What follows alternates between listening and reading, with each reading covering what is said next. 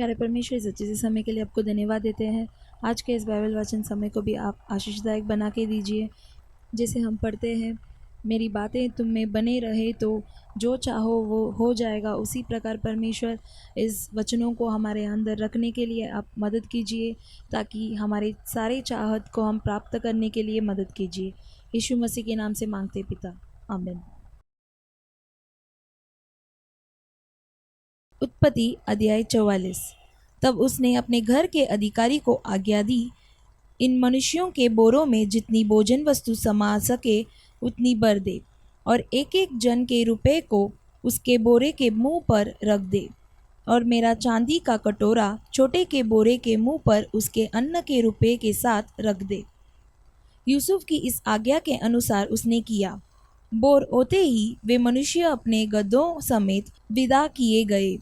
वे नगर से निकले ही थे और दूर न जाने पाए थे कि यूसुफ ने अपने घर के अधिकारी से कहा, उन मनुष्यों का पीछा कर और उनको पाकर उनसे कह, तुमने भलाई के बदले बुराई क्यों की है? क्या यह वह वस्तु नहीं जिसमें मेरा स्वामी पीता है और जिससे वह शकुन भी विचारा करता है? तुमने यह जो किया है वह बुरा किया। तब उसने उन्हें जा पकड़ा और ऐसी ही बातें उनसे कहीं। उन्होंने उससे कहा, हे हमारे प्रभु, तू ऐसी बातें क्यों कहता है? ऐसा काम करना तेरे दासों से दूर रहे।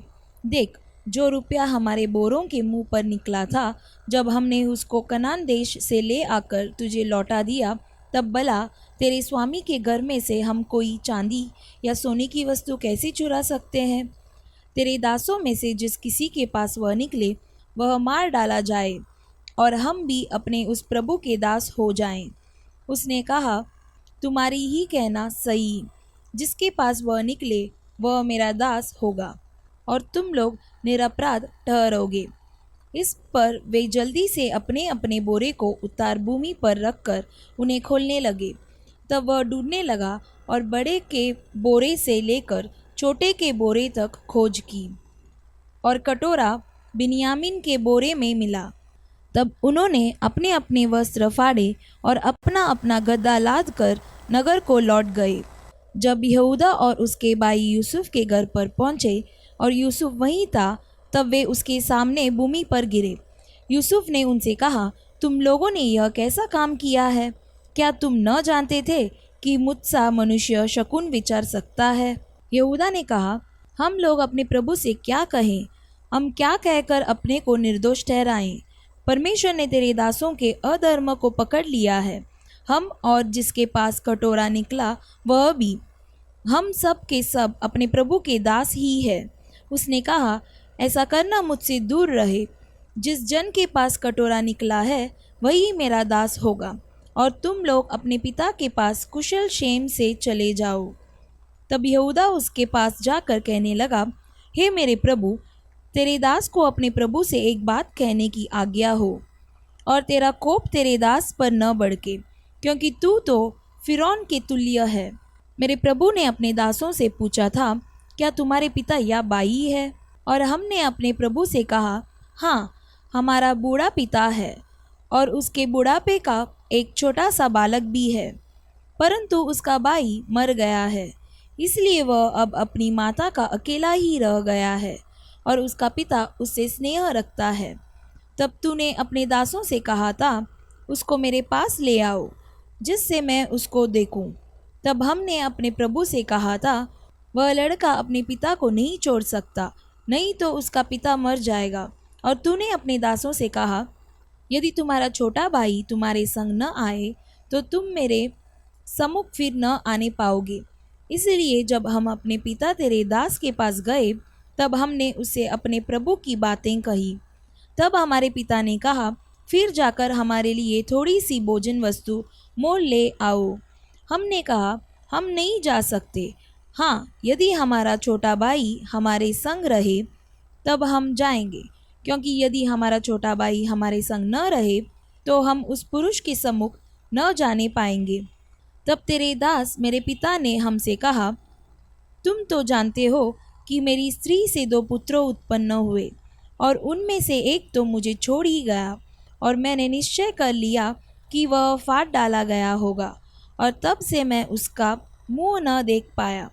अतः यदि तुम इसको भी मेरी आंख से आड़ में ले जाओ और कोई विपत्ति इस पर पड़े, तो तुम्हारे कारण मैं इस बुढ़ापे की अवस्था में शोक के साथ अधोलोक में उतर जाऊंगा। इसलिए जब मैं अपने पिता तेरे दास के पास पहुंचूं और यह लड़का संग न रहे, उसका प्राण जो इसी पर अटका रहता है, इस कारण यह देख के कि लड़का नहीं है, वह तुरंत ही मर जाएगा, तब तेरे दासों के कारण तेरा दास हमारा पिता जो बुढ़ापे की अवस्था में है, शोक के साथ अधोलोक में उतर जाएगा। फिर तेरा दास अपने पिता के यहाँ यह कह के इस लड़के का जामीन हुआ है, यदि मैं इसको तेरे पास न पहुँचा दूँ तो मैं सदा के लिए तेरा अपराधी ठहरूंगा। इसलिए अब तेरा दास इस लड़के के बदले अपने प्रभु का दास होकर रहने की आज्ञा पाए, और यह लड़का अपने भाइयों के संग जाने दिया जाए, क्योंकि लड़के के बिना संग रहे मैं कैसे अपने पिता के पास जा सकूंगा कि मेरे पिता पर जो दुख पड़ेगा वह मुझे देखना पड़े। आमीन। उत्पत्ति अध्याय 45। तब यूसुफ उन सब के सामने जो उसके आसपास खड़े थे अपने को और रोक न सका और पुकार के कहा, मेरे आसपास के सब लोगों को बाहर कर दो। भाइयों के सामने अपने को प्रकट करने के समय यूसुफ के संग और कोई न रहा। तब वह चिल्ला चिल्ला कर रोने लगा और मिस्रियों ने सुना और फिरौन के घर के लोगों को भी इसका समाचार मिला। तब यूसुफ अपने भाइयों से कहने लगा, मैं यूसुफ हूँ, क्या मेरा पिता अब तक जीवित है? इसका उत्तर उसके भाई न दे सके, क्योंकि वे उसके सामने घबरा गए थे। फिर यूसुफ ने अपने भाइयों से कहा, मेरे निकट आओ। यह सुनकर वे निकट गए। फिर उसने कहा, मैं तुम्हारा भाई यूसुफ हूँ, जिसको तुमने मिस्र आने वालों के हाथ बेच डाला था।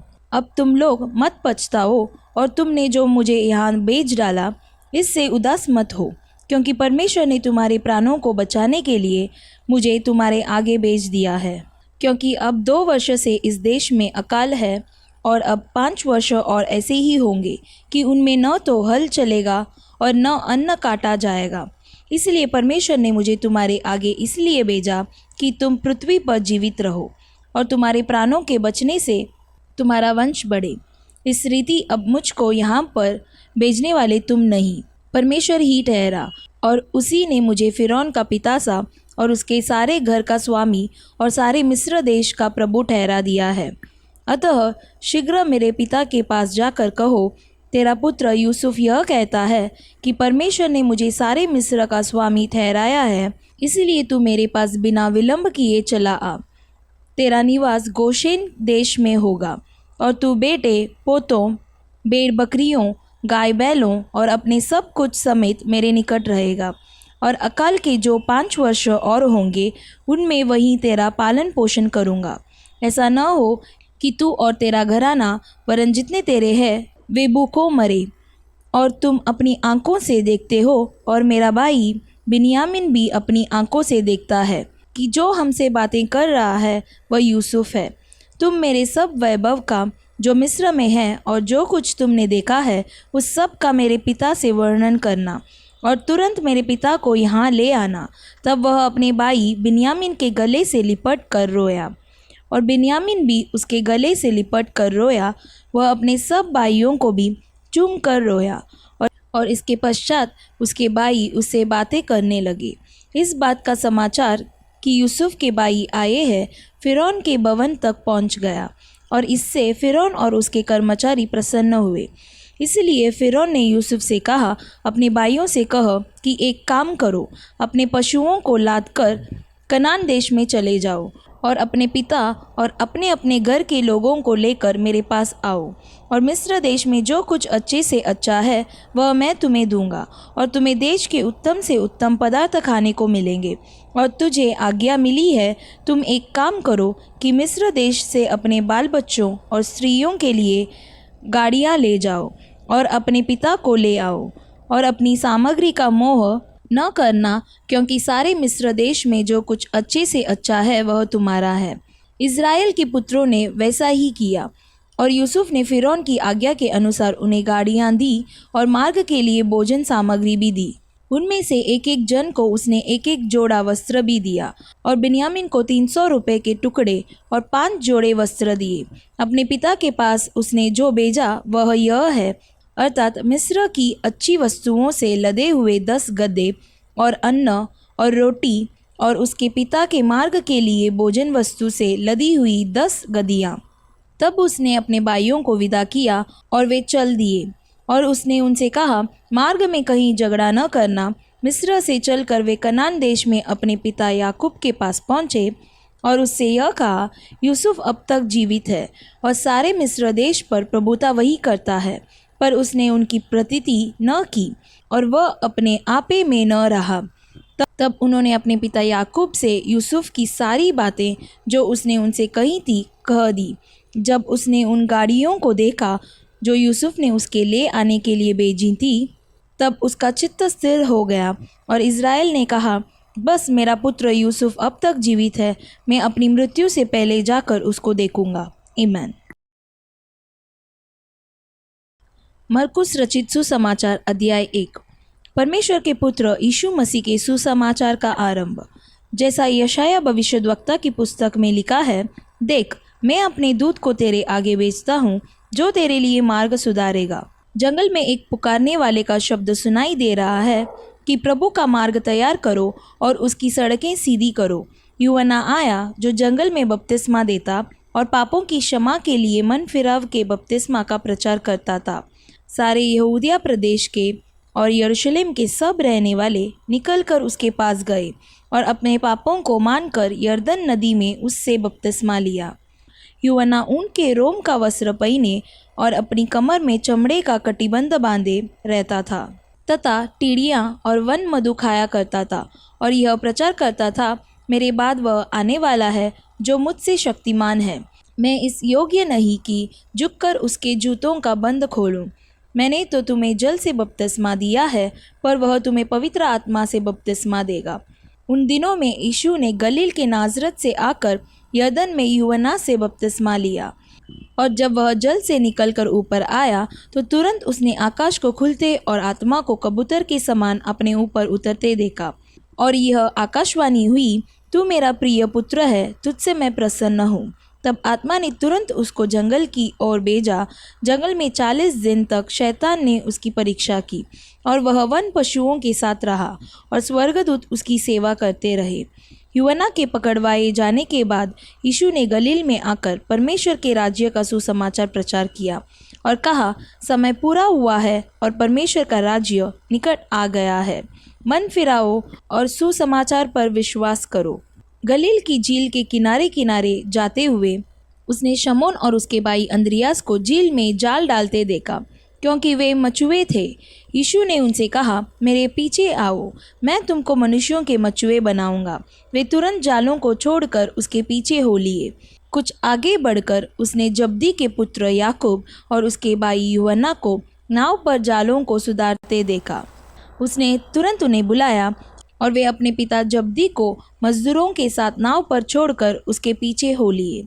तब वे कफरनहूम में आए और वह तुरंत सब्त के दिन आराधनालय में जाकर उपदेश करने लगा, और लोग उसके उपदेश से चकित हुए, क्योंकि वह उन्हें शास्त्रियों के समान नहीं परंतु अधिकारी के समान उपदेश देता था। उसी समय उनके आराधनालय में एक मनुष्य था जिसमें एक अशुद्ध आत्मा थी। उसने चिल्लाकर कहा, हे यीशु नाज़री, हमें तुझसे क्या काम? क्या तू हमें नष्ट करने आया है? मैं तुझे जानता हूँ, तू कौन है, परमेश्वर का पवित्र जन। यीशु ने उसे डांट कर कहा, चुप रह और उसमें से निकल जा। तब अशुद्ध आत्मा उसको मरोड़कर और बड़े शब्द से चिल्लाकर उसमें से निकल गई। इस पर सब लोग आश्चर्य करते हुए आपस में वाद विवाद करने लगे। यह क्या बात है? यह तो कोई नया उपदेश है। वह अधिकार के साथ अशुद्ध आत्माओं को भी आज्ञा देता है और वे उसकी आज्ञा मानती है। और उसका नाम तुरंत गलील के आसपास के सारे प्रदेश में फैल गया। वह तुरंत आराधनालय में से निकलकर याकूब और यूहन्ना के साथ शमौन और अंद्रियास के घर आया। शमौन की सास ज्वर से पीड़ित थी और उन्होंने तुरंत उसके विषय में उससे कहा। तब उसने पास जाकर उसका हाथ पकड़ के उसे उठाया और उसका ज्वर उतर गया और वह उनकी सेवा टहल करने लगी। संध्या के समय जब सूर्य डूब गया तो लोग सब बीमारों को और उन्हें जिनमें दुष्टात्माएं थी उसके पास लाए और सारा नगर द्वार पर इकट्ठा हुआ। उसने बहुतों को जो नाना प्रकार की बीमारियों से दुखी थे चंगा किया, बहुत सी दुष्टात्माओं को निकाला और दुष्टात्माओं को बोलने न दिया, क्योंकि वे उसे पहचानती थी। बोर को दिन निकलने से बहुत पहले वह उठकर निकला और एक जंगली स्थान में गया और वहाँ प्रार्थना करने लगा। तब शमौन और उसके साथी उसकी खोज में गए। जब वह मिला तो उससे कहा, सब लोग तुझे ढूंढ रहे हैं। उसने उनसे कहा, आओ हम और कहीं आसपास की बस्तियों में जाएं कि मैं वहाँ भी प्रचार करूं, क्योंकि मैं इसीलिए निकला हूँ। अतः वह सारे गलील में उनके आराधनालयों में जा जाकर प्रचार करता और दुष्टात्माओं को निकालता रहा।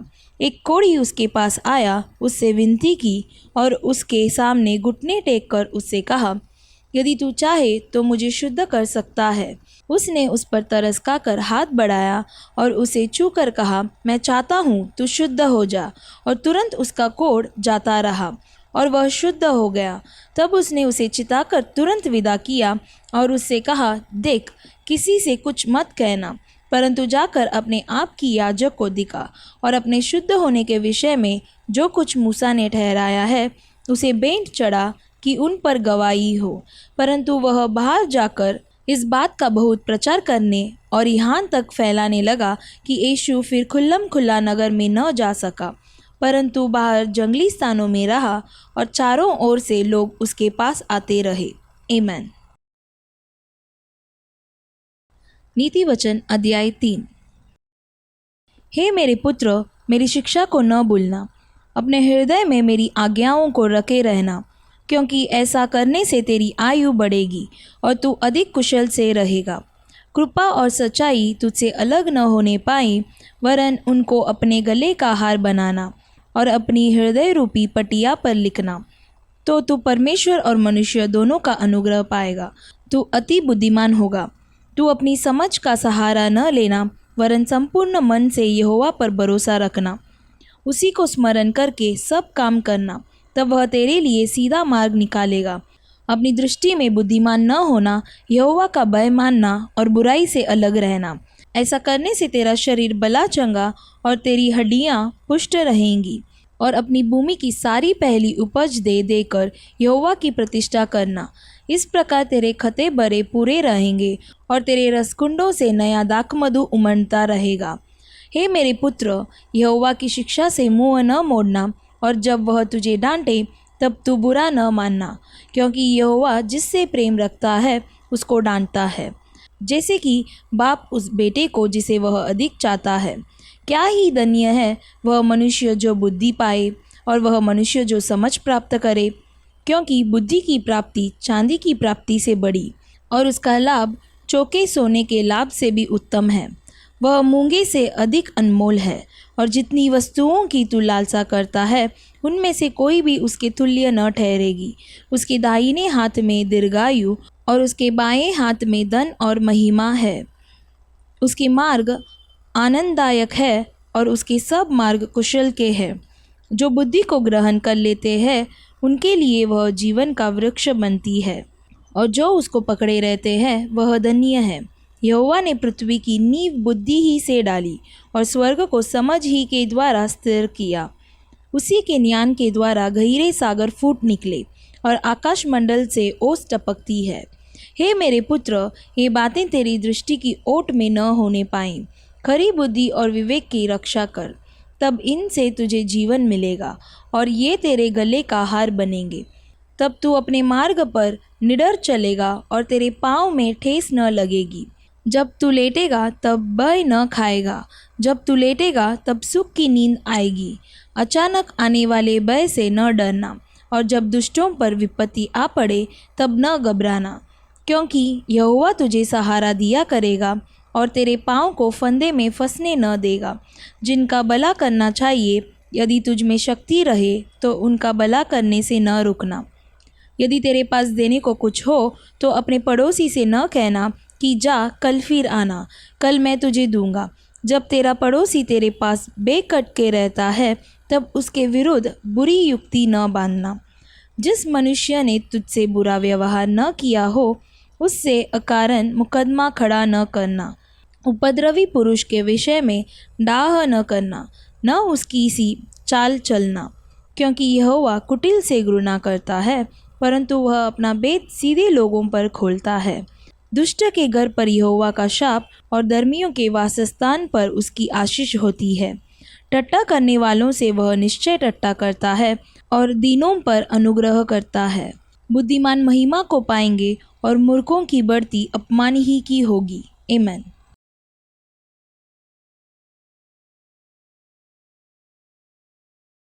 प्यारे परमेश्वर, इस अच्छे से समय के लिए आपको धन्यवाद देते हैं। जैसे हम पढ़े थे, हम हमारे समझ की सहारा नहीं लेना चाहिए, आपके ऊपर पूरा भरोसा रखकर चलने के लिए आप मदद कीजिए परमेश्वर, और हमारे मार्ग में आपको स्मरण करने के लिए मदद कीजिए परमेश्वर। आज के दिन इस वचनों के द्वारा हमें चलाइए, आपके हाथों में समर्पण करते यीशु मसीह के नाम से मांगते पिता, आमीन। God bless you.